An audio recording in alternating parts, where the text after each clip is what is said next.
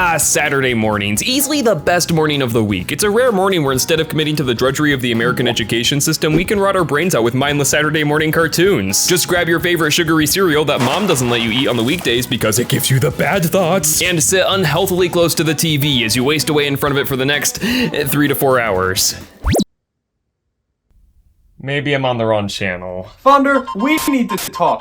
It's about... Can you stop doing that? Okay, listen, Bubface. It's ToadBup. Whatever. I don't know what you're doing on my TV, but you're wasting valuable Saturday morning cartoon time. I mean, just look. My cereal's getting cold. Well, guess what? I don't care. After you destroyed my spaceship by flying into a literal black hole on your 20-minute spiel about Mario Galaxy, definitely one of my personal favorites, by the way. Great video. Thanks. I've been in a little bit of crippling debt, so, you know, it's only fair if you pay your fair share.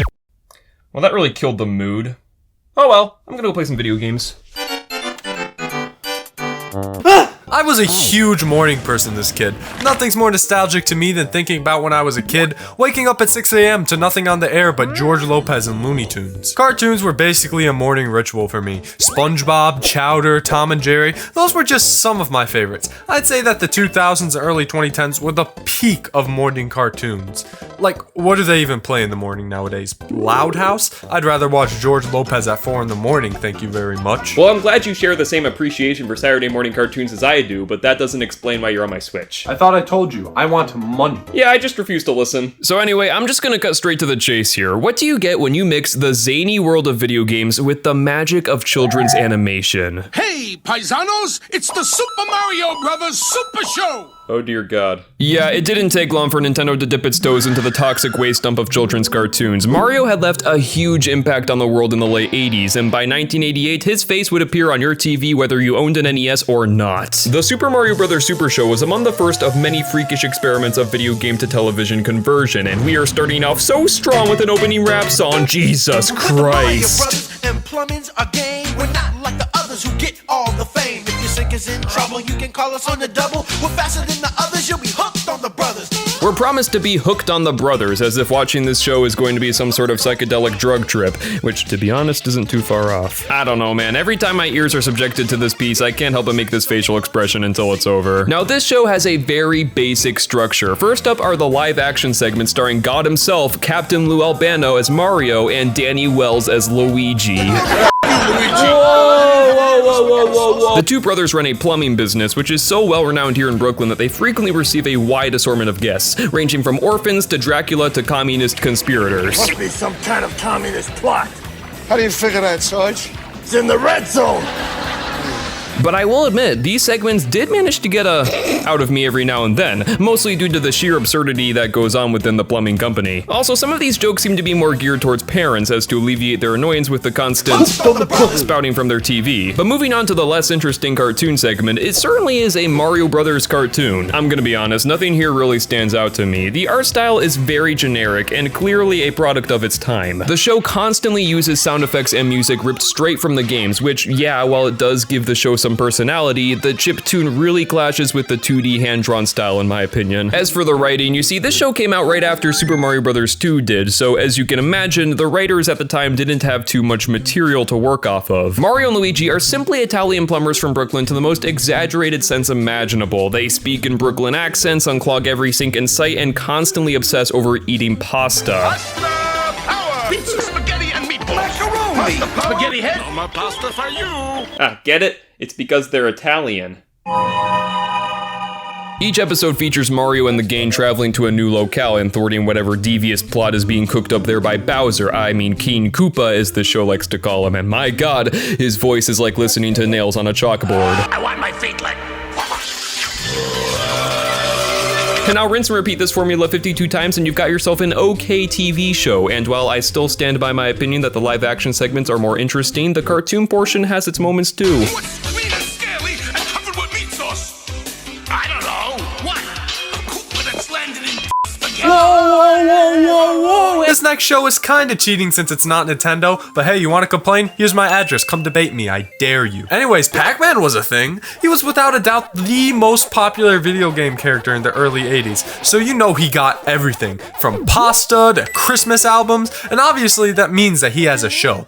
Well, he had two shows, but we don't talk about the recent one. Pac-Man, a cartoon in 1982, follows the wacky shenanigans of Pac-Man with, of course, his wife Miss Pac-Man and Pac-Man Jr. or Pac-Man Baby or whatever the hell he's called. This show takes place in, get this, Pac-Land, where everything is spherical and it's really weird. Also, all they eat is power pellets, which gives them their strength. I don't know, it's weird. Look, they're eating power pellet burgers. As you may have expected, the ghosts are the main bad guys here. What do you mean they're the main bad guys? That makes no sense. Their main goal is to brutally murder Pac-Man and serve their boss, this weird bald dude, by getting the power pellets from Pac-Land. The ghosts are mostly comic relief villains. None of their plans actually work, like trying to be a shark or a turning into a kite. The humor in the show is very dated as well. It's mostly puns that Pac-Man makes from time to time.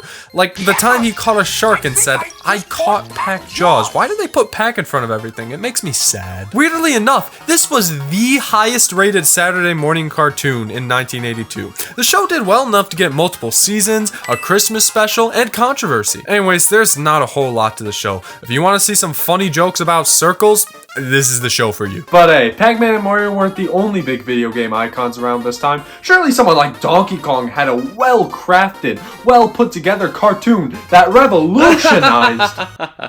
No. So back in the 90s, Donkey Kong was going toe-to-toe with the Mario Brothers in terms of popularity. The series was selling extremely well, and you know what that means? Commercialism. Yep, just like the Mario series beforehand, Donkey Kong would get his own TV show in 1998, and okay, I get what they were going for here. They're clearly trying to mimic the 3D graphics used in the Donkey Kong Country trilogy on the SNES. However, what made those games look good was that these models were compressed onto the cartridge and were therefore too pixelated to make my eyes bleed. Obviously, they wouldn't do that for a TV show, so instead we're left with 24 minutes of watching animation that's on par with something I'd see at a bowling alley. I know the show was made in the 90s. 3D animation was still in diapers then, and at that point in time, it was rare to see a full show that only used this style. With that said, I just can't look at this with a straight face, man. Why does Donkey Kong have sleeves? Oh, Jesus, Donkey Kong, please. Don't The plot is even worse, though. It revolves around the Crystal Coconut, a magical plot device that does whatever the writers needed to do for that episode. King K. Rool, or K-Rool as this show likes to call him, is always trying to steal the coconut for himself because doing so will make him the ruler of Congo Bongo. Democracy be damned. Luckily, Donkey Kong is always there to save the day until he's not, but then he is again. I don't really know. Trying to comprehend this show's plot induces whiplash, so I find it best to always wear a helmet when viewing. Wait, how did Donkey Kong's hair grow back when he ate the banana? Wasn't he supposed to... Don't be careful. Trying to understand the show kills brain cells. And clearly living in the show does so too. For some reason, every character here is really dumb. I can't tell if this is for an attempt at comedy or just lazy writing. Either way, the primates of this world find themselves in the stupidest problems that are only solved using the most unconventional means necessary. On top of that, Donkey Kong can't go 5 seconds without saying banana slamma, and I'm starting to question what he really means by that. The fan favorite Candy Kong is here too. Jesus Christ, what is that thing? Get it off my screen. I don't feel comfortable anymore, and I will now keep a can of Lysol on me for the rest of this viewing. She is by far the worst written character I have ever seen. She's always getting mad at Donkey Kong and breaking up with him for the slightest things that he usually can't control. And for some reason, there's a love triangle between her, DK, and Bluster Kong. Yeah, Bluster Kong. Remember Bluster Kong, owner of the barrel factory that Candy works at, and for some reason he thinks it's morally acceptable to sexually harass his employees, namely Candy. Oh, and by the way, did I mention there's a musical number in every episode? I'd shower you with coconut cream pies. The Donkey Kong cartoon is fairly well known, but let's discuss one of the most mind-boggling video game cartoons to exist, Captain N the Game Master. Captain N was another 80s 90s cartoon that had little purpose existing except to promote the NES and its various games. This is definitely the most Saturday morning cartoon feeling cartoon on this list, and you'll see why very shortly. The premise is very simple. A kid named Kevin is playing some good old Punch-Out when all of a sudden he's sucked into the TV. Also, there's this green 3D model man that's never explained. I have no clue why he's in the intro. Turns out that Kevin is the fabled Captain N, who was sent to a magic world called Videoland to save it from various NES game villains. Well, that sounds really cool. Surely they won't completely butcher the characters and turn them into super cliche stereotypes with zero personality. Have you watched this before? Yeah, I just finished the entire first season when you weren't looking. Most of the episodes follow a very basic Monster of the Week format, or it could be connected to the reoccurring villains in the show and their wacky antics. Speaking of characters, this show it definitely has them. First, you've got the heroes, also known as the N Team. There's the two original characters, Captain N and Princess Lana, both lack any sort of personality whatsoever. Captain N is your basic friendly hero protagonist, while Princess Lana is a not your average damsel in distress character, while also being a damsel in distress. Also, she's a love interest for Captain N, I guess, I think. I don't know, man. I just work at a grocery store. Is everything alright, Bob? Fonder, this show's making me question my place in society. And now on to the other characters who are all ripped from various video games. Simon Belmont, the badass vampire hunter who fought Dracula to the death, is reduced to whatever the hell this is. I don't even know. He's turned into a generic self-absorbed comic relief character who tries to act like a ladies' man the whole time. Next up is Mega Man, who, just like Simon, looks nothing like his video game counterpart. Also, he has a goblin voice, that's all I gotta say. The last protagonist is Kid Icarus. There's nothing to say about him except he says Icus after every single sentence, and it makes me want to eat my own hair. Last, but certainly not least, you have the villains. I'll try to go through them quickly. Mother Brain, ripped straight from Metroid, except in this show, she's your generic evil overlord who wants to take control of the universe. Then you have King Hippo and Eggplant Wizard, your basic stupid goons for the big bad who have to do all the work for her. Oh, also I forgot there's a dog, but he doesn't really do anything. I mean, he's a dog. Okay, so maybe the characters aren't that strong, but I'm sure the show is still enjoyable. Didn't you already watch the first season? I'm in the first stage of grief. There's not much depth to the plot of this show. For example, the episode Where's Bayou, where Captain N is found being bad at a video game. Sir Mother Brain makes him go to said video game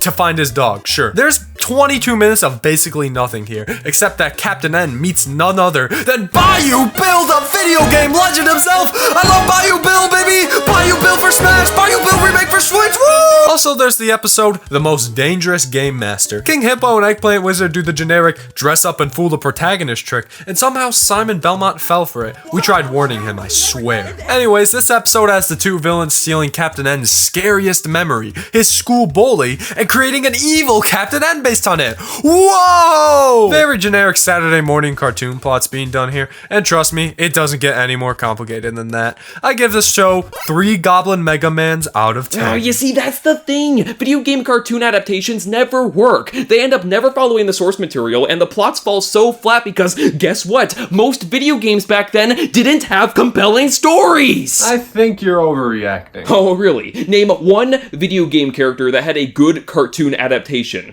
Do it. I dare you. Kirby.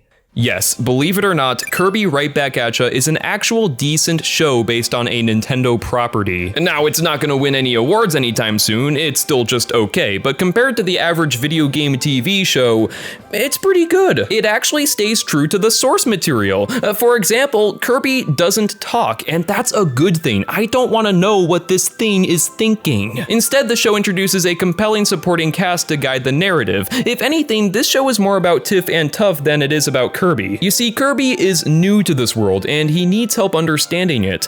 King DDD, however, wants none of that. He wants Kirby out of his country, and instead of using his power as king to do so, he simply buys a new monster every week in an attempt to kill the innocent, lovable, plushable puffball.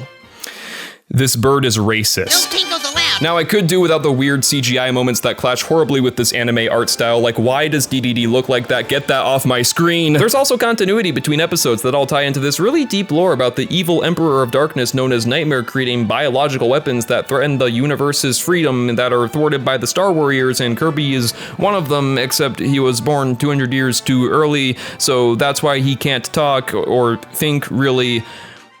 This bird is xenophobic. I say, let Kirby go back where he came from.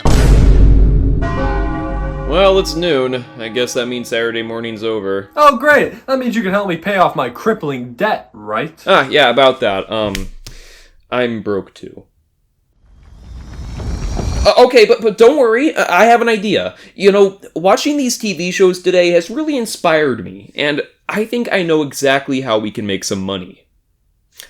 We start a sitcom. Yeah, sure. Why not? Why not? Get it! Classic Bob.